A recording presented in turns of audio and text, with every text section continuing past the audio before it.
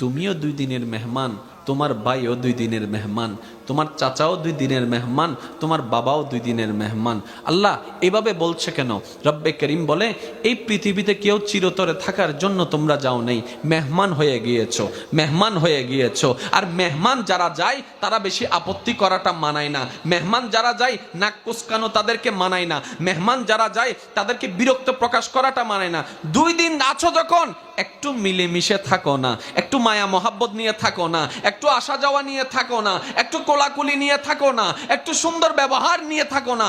তোমারও কবর সামনে, তোমারও কবর সামনে, ঝগড়া করে কবরে আসিও না, মহাব্বত নিয়ে কবরে আসিও। রব কিছু করতে চাই, কই করবি? সত্যি করবি? আল্লাহ করব বলো না একবার। রব বলে নামাজটা একটু পড়িস। আল্লাহ আর কিছু? কই রমজানের রোজাটা রাখিস। আল্লাহর কিছু? সামর্থ্য থাকলে হজটা করিস, সামর্থ্য থাকলে যাকাতটা দিস। আল্লাহ এতটুক করলে কি হয়ে যাবে? কই না। তো আল্লাহ কি করব? বলে আমি তোমাকে যা দিয়েছি, একটু খেয়াল করবেন, আমি তোমাকে যা দিয়েছি, যতটুক দিয়েছি সেটার উপযুক্ত ব্যবহার করিও। আর সর্বাবস্থায় আমি আল্লাহর নিয়ামতকে স্মরণ রেখে, স্মরণ করে আমার শুকরিয়া আদায় করিও। এবার পুরা কনসেপ্টটা বুঝেন। এই কনসেপ্টটা যে বুঝতে পারবে, ও ওর জীবন, ওর সময় সবকিছু মধুময়, নুরানি হয়ে যাবে। এবার কথাটা আমি কেন তুলছি একটু খেয়াল করেন। প্রাণীর জন্য আল্লাহ একটা জায়গা বানালেন, জায়গাটার নাম কি? এই তো মাশাআল্লাহ, এটা কি?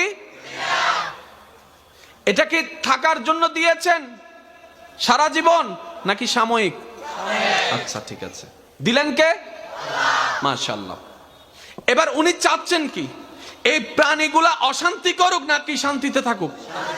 তাহলে ওনার চাওয়া হচ্ছে আমার প্রাণী অশান্তি না করুক, শান্তিতে থাকুক। এবার সারা দুনিয়া আপনি একটু পর্যবেক্ষণ করেন, যতগুলা প্রাণী আছে এই পৃথিবী অশান্তি, বর্তমান পৃথিবী অশান্তি সবাই বলছে। কাদের কারণে? গরুর কারণে বলে যে না, ছাগলের কারণে না, বাঘের কারণে না, সাপের কারণে না, বিচ্ছুর কারণে না, পাখির কারণে না, কাকের কারণে না। তো এই পৃথিবীটা অশান্তি কেন? উত্তর আসে মানুষের কারণে। কথা বলেন ঠিক কিনা? তাহলে স্রষ্টা দিয়েছেন শান্তিতে থাকার জন্য, অশান্তি করছে কে? জোরে বলেন না। কেন? মানুষের জামিলিয়াটা কি? গরু তো অশান্তি করে না। 10টা গরু এক জায়গায় বসে থাকলে অশান্তি করে? কিন্তু 10টা মানুষ এক জায়গায়, নিজের মায়ের পেটের ভাই অশান্তি করে, এক মায়ের পেটের ভাই বোন তারা অশান্তি করে। তাহলে এই অশান্তি করার জন্য তো রব আমাদেরকে পাঠাই নাই। তাহলে এনি হাউ আমাদেরকে আমাদের সে টার্গেটটা ফিল আপ করতে হবে যেটা রব দিয়েছেন। আল্লাহ কি বলেছেন? লা তুফসিদু ফিল আরদ। বান্দারে, দুনিয়াতে তোমরা ঝগড়া ফাসাদ, মারামারি, তর্ক, রক্তপাত এগুলা করিও না। তুমিও 2 দিনের মেহমান, তোমার ভাইও 2 দিনের মেহমান, তোমার চাচাও 2 দিনের মেহমান, তোমার বাবাও 2 দিনের মেহমান। আল্লাহ এভাবে বলছে কেন? রব্বে করিম বলে, এই পৃথিবীতে কেউ চিরতরে থাকার জন্য তোমরা যাও নেই, মেহমান হয়ে গিয়েছো, মেহমান হয়ে গিয়েছো। আর মেহমান যারা যায় তারা বেশি আপত্তি করাটা মানায় না। মেহমান যারা যায় নাক কুচকানো তাদেরকে মানায় না। মেহমান যারা যায় তাদেরকে বিরক্ত প্রকাশ করাটা মানায় না। 2 দিন আছো যখন একটু মিলেমিশে থাকো না, একটু মায়া মহাব্বত নিয়ে থাকো না, একটু আসা যাওয়া নিয়ে থাকো না, একটু কোলাকুলি নিয়ে থাকো না, একটু সুন্দর ব্যবহার নিয়ে থাকো না। তোমারও কবর সামনে, তোমারও কবর সামনে, ঝগড়া করে কবরে আসিও না, মহাব্বত নিয়ে কবরে আসিও। এই চাওয়াটা কার? এবার এই অশান্তিটা করতেছে কে? জোরে বলেন। এই অশান্তিটা করতেছে মানুষ। একটু খেয়াল করবেন ভাইরা, এই অশান্তিটা করতেছে কে? এই মানুষের কোন জিনিসটা অশান্তি বেশি করে?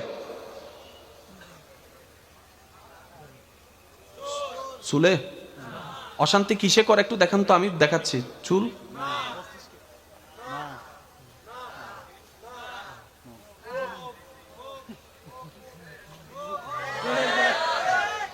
এই পুরা দেহে অশান্তিকারীকে মানুষ।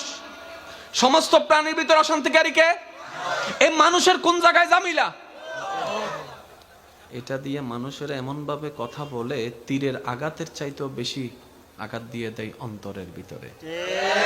এখন আপনার কথা যখন তার ভালো লাগে নাই, সামর্থ্য থাকলে আপনার সাথে ঝগড়া করবে, আর সামর্থ্য না থাকলে কোনো রকম সহ্য করে চলে যাবে।